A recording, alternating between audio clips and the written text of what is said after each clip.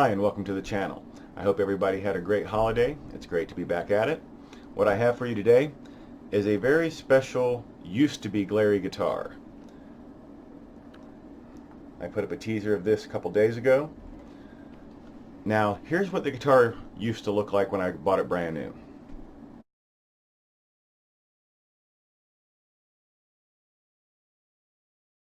Alright, as you can see, this guitar used to be bright yellow and had a very white maple neck and fretboard on it. So just a very bright guitar. Now being it's a Glarry, it has a very chunky C neck on it. So the first thing I did was reprofile the neck down to a slim C to match a Squire bullet. Then I rolled the fretboard edges and I recut the nut. After that, a friend of mine decided he really liked the way it played because it has very low action at this point. But he wanted it to look completely different. He found the yellow to be horrific. So what I did was I sanded down the guitar and I stained it and the neck with a Minwax ebony, and then I finished it with a gunstock oil.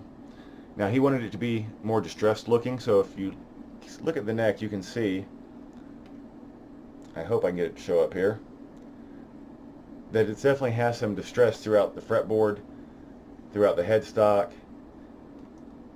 So it came out looking pretty much the way he wants it. It's a very smooth finish because of the fine sanding and the oil, but it does have the rougher look that he was asking for. Of course, we blacked out the hardware. We did leave the original pickups. He does like the sound of them, so we left them in there. The only hardware upgrades it actually got, besides just a color shift, was we did put in roller string guides and locking tuners. And that has, between that and recutting the nut, it actually stays in tune very, very well.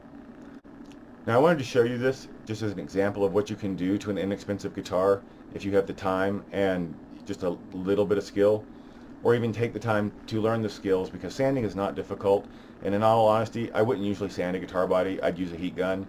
I wanted to see how this one was going to come out sanding it because I haven't sanded a body in years. I was very surprised at how gorgeous the grain was underneath this guitar. I don't know if you can see that really. There you go. It has a very heavy grain, and I wasn't expecting that, and I ended up buying a second one, which you can see on the wall behind me, the two-tone burst, which also has a gorgeous grain. So for basswood, which is not known for having a really pretty grain, these guitars have a great grain, and the wood is not the really bright white basswood that I'm used to seeing. It had a little darker coloring to it.